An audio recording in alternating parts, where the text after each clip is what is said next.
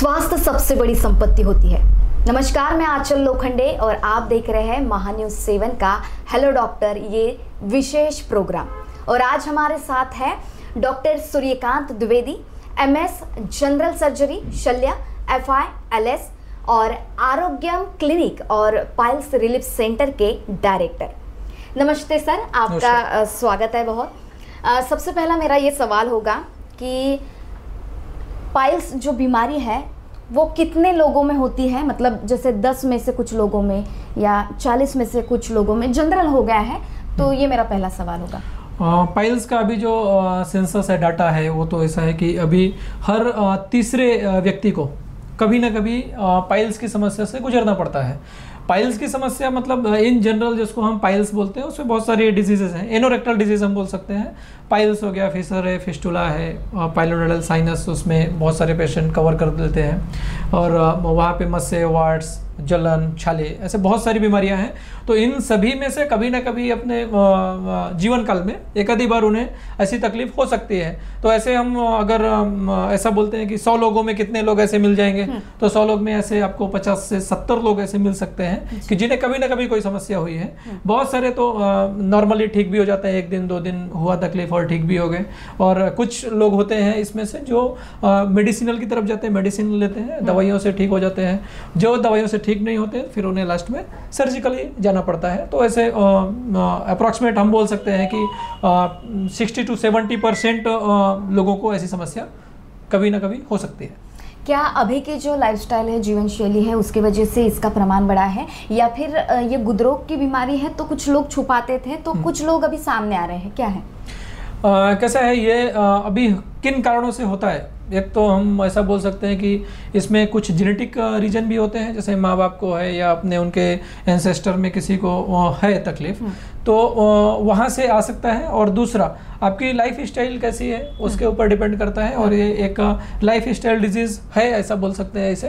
आपका जो जीवन शैली है, किस तरह से रहते हैं आप, डाइजेशन कैसा है आपका, कॉन्स्टिपेशन वगैरह होता है क्या, उसके बाद में आपका डाइट कैसा है, आप मतलब इन जो फूड लेते हैं वो किस तरह का है। इससे भी आप हाई फाइबर लेते हैं, सब्जियां अच्छी मात्रा में है, फाइबर का इनटेक अच्छा है, लिक्विड्स अच्छी मात्रा में लेते हैं, कॉन्स्टिपेशन नहीं होता है, तो ये समस्या बहुत कम होती है, ना के बराबर हो जाती है। जिसमें जो डाइट की तरफ ध्यान नहीं देते हैं, जैसे अभी कुछ लोग रहते हैं जिन्हें नाइट ड्यूटी है, नाइट रात्रि जागरण है, रात में उन्हें जगना है, उसके बाद में जो कॉन्स्टिपेशन के इशू होते हैं, उन्हें पेट साफ नहीं हो रहा है, उसके बाद भी वो जगह में संडास की जगह में जोर लगाते हैं। कुछ लोगों की ऐसी आदत होती है कि जहाँ पे बैठे हुए लेटरिन में बैठ के पेपर पढ़ते हैं। कुछ लोग होते हैं उस मोबाइल देखते हुए बैठे रहते हैं। तो ऐसे समय में समय पता ही नहीं चलता कि वो कितने समय तक बैठे हुए हैं, 10 मिनट, 15 मिनट, आधे घंटे भी लोगों की बैठने की आदत होती है। तो ये बहुत बार अगर वो कंटिन्यूअस प्रेशर में बैठा है तब भी उधर के वहाँ की जो वेनस प्लेक्सस होते हैं, डायलेट होते हैं, उसके वजह से भी आपको हेमोराइड होना, और जो अपने बहुत बार ये जो स्ट्रेनिंग करते हैं तो जो इंटरनल म्यूकोजा होता है वो बाहर आने की कोशिश करता है, बाहर आने लगता है, जिसे हम म्यूकोजल प्रोलैप्स ऐसा बोलते हैं। तो ये जो मेन रीजन है सभी के, ये कहीं ना कहीं रिलेटेड आपके फूड हैबिट और लाइफ स्टाइल से है। टॉयलेट में ज़्यादा समय मतलब जाना, तो ये भी एक साइन माना जा सकता है। बहुत लोग बोलते हैं कि अगर टॉयलेट में अगर ज़्यादा समय लगता है तो ये गुदरोग बीमारी के तरफ ले जाता है। बिल्कुल। अभी जिनको कॉन्स्टिपेशन का तकलीफ नहीं है, जिन्हें पेट की कोई बीमारियां नहीं है, जिनका लाइफ स्टाइल दिनचर्या अच्छी है, ऐसे लोग जो होते हैं उन्हें विद इन 2 to 5 मिनट्स के अंदर मोशन होके वो बाहर भी आ जाते हैं। और जिन्हें कॉन्स्टिपेट होता है, कॉन्स्टिपेट मतलब आपके जो समझिए कि जहाँ से स्टूल निकल रहा है वो स्टक हो गया, चिपक गया है, निकल नहीं रहा है उसे, तो जो भी लोग होते हैं वो क्या करते हैं, उसे निकालने की कोशिश करते हैं, जोर लगाते हैं। ये ह्यूमन नेचर है। नेचुरली जब होता है तो नेचुरली आपको विद इन 5 मिनट्स के अंदर आप बाहर आ रहे हैं, मतलब आपको कोई कॉन्स्टिपेशन नहीं है, कोई तकलीफ नहीं है। अगर आपको कॉन्स्टिपेट हो रहा है तो आप आधे घंटे, पौन घंटे भी लोग बैठते हैं। फिर कुछ जो बैड हैबिट्स होती हैं, अभी न्यूज़पेपर लेके बैठा है, अभी उससे अगर एक कंटेंट अच्छा लग रहा है, उसने पढ़ना शुरू किया तो उससे टाइम का ख्याल नहीं रहेगा। मोबाइल देख रहा है, उससे टाइम का ख्याल नहीं रहेगा, तो उसमें लंबे टाइम तक वो बैठे रह जाते हैं। क्या सावधानियां बरती जाए जिससे ये बीमारी ही ना हो? क्या बचा जा सकता है ऐसे? बिल्कुल बचा जा सकता है। हमें अपने डाइट को कंट्रोल करना है, हमें अपनी लाइफ स्टाइल को कंट्रोल करना है। लाइफ स्टाइल को कंट्रोल करने का मतलब ये नहीं है कि हम कुछ कर ही नहीं सकते हैं, हम सब कुछ कर सकते हैं, सब एंजॉयमेंट कर सकते हैं, लेकिन एक आपका लिमिटेशन होनी चाहिए उसके। आप अगर समझिए अभी नॉनवेज खा रहे हैं, नॉनवेज आपको खाने के बाद में, नॉनवेज में फाइबर्स नहीं होते, ठीक है। आप उसके बाद में आप ब्रेड्स खाते हैं, मैदा खाते हैं, मैदे में फाइबर नहीं होता है, ठीक है। तो ऐसी जो चीजें हैं जिनमें फाइबर कम है, उसे कोशिश करना चाहिए कि हम कम खाएं, या फिर जब हम ऐसी चीजें ले रहे हैं उसके साथ में हम फाइबर का इंटेक उस समय बढ़ाएं, लिक्विड्स बढ़ाएं, प्रीबायोटिक्स बढ़ाएं। प्रीबायोटिक्स आपका जो नेचुरल प्रीबायोटिक आपको जो नेचर देता है हमें, एक दही है, छाछ बना के लोग उसका पीते हैं, ये है, ये काफ़ी अच्छे प्रीबायोटिक्स हैं। तो ये ऐसी चीज़ें हमें अपने डाइट में बढ़ानी चाहिए। उस दूसरे हम जो मसाले खाते हैं, मसाले सभी गर्म होते हैं, इनका जो तासीर रहेगी सभी मसालों की, ये गर्मी पैदा करने वाली होती है। तो इन मसालों को, जैसे अभी आप गर्मियाँ अभी है, आप गर्मियों में गर्म मसाले ही खा रहे हैं, तो आपके शरीर में जो पित्त है उसकी मात्रा बढ़ती है। जब आपको बताया मैंने, अभी इस सीजन में आपको पेरियनल एब्सेस, ये तकलीफ बढ़ती है। उसका एक रीज़न ये भी है कि गर्मियों में आपका, एक तो अगर आप ऑयली या फिर मसालेदार मिर्च, रेड चिली ज़्यादा यूज करते हैं, तो इसकी वजह से भी, हीट बढ़ने की वजह से भी आपके शरीर में एक पित्त दोष होता है ना। पित्त अगर बहुत ज़्यादा मात्रा में एग्रीवेट होता है तो ये पूरे शरीर में गर्मी पैदा करेगा, और उसकी वजह से भी ये तकलीफें बढ़ जाती हैं। खान पान के संबंध में हमने तो जान लिया कि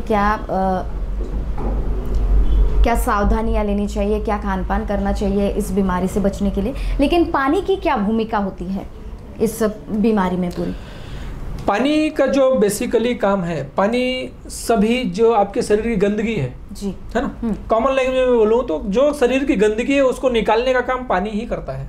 अब वो कैसे निकालता है?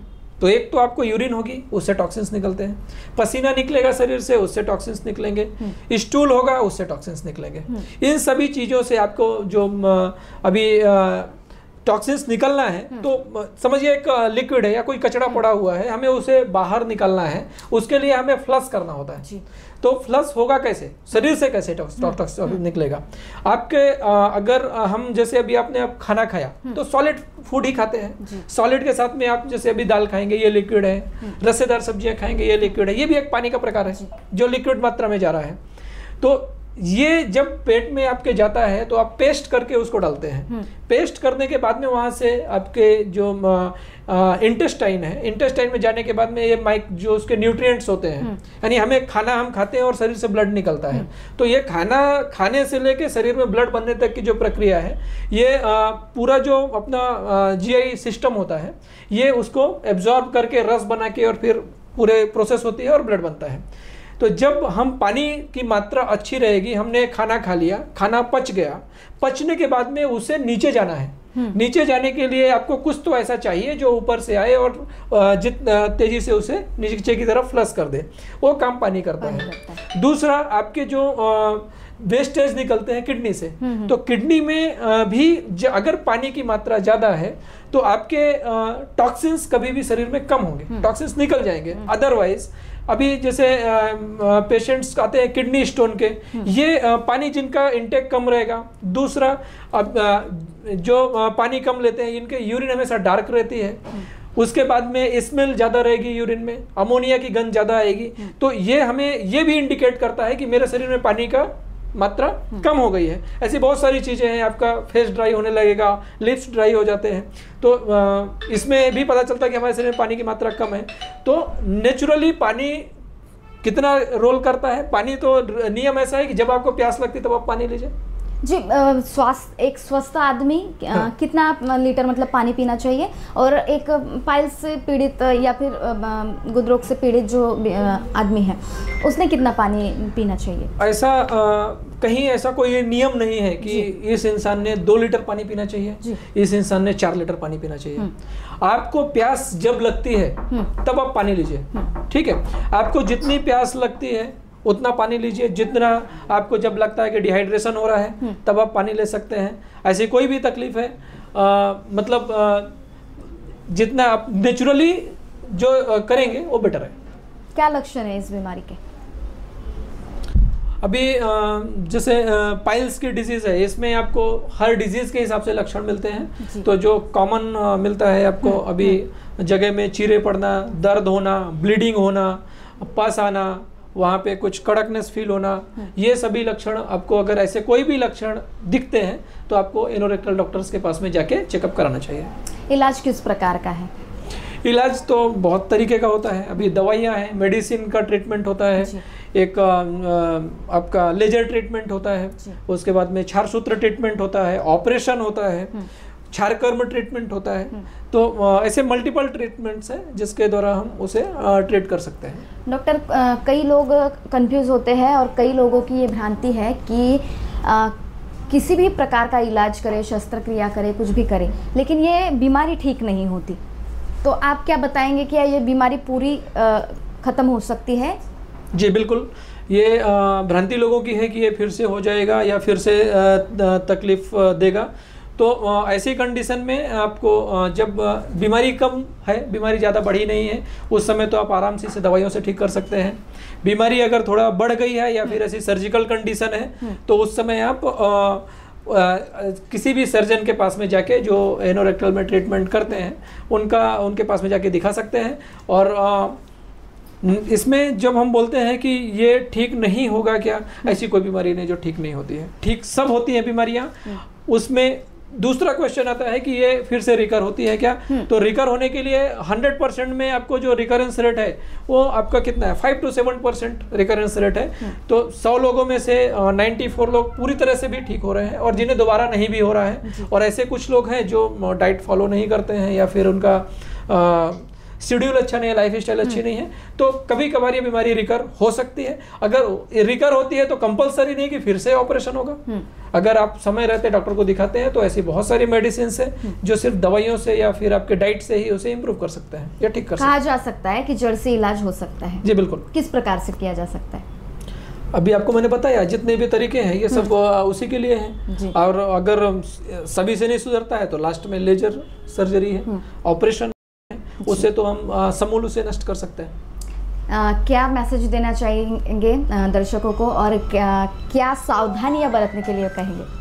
सावधानियां यही है कि आप अच्छा खाइए, स्वस्थ रहिए, अच्छी लाइफ जीजिए, लाइफ स्टाइल को इम्प्रूव करिए, थोड़ा मॉर्निंग वॉक करिए सुबह, इससे आपका हेल्थ अच्छा रहेगा। और हेल्थ अच्छा है तो सबसे बड़ा गेन है, हेल्थ इज़ वेल्थ। जी बिल्कुल। तो हेलो डॉक्टर के इस विशेष प्रोग्राम में हमारे साथ थे Arogyam clinic and piles relief centre के डॉक्टर सूर्यकांत द्विवेदी सर। और भी नए व्यक्तित्व से जुड़े रहने के लिए देखते रहिए महान्यूज़ 7। नमस्कार।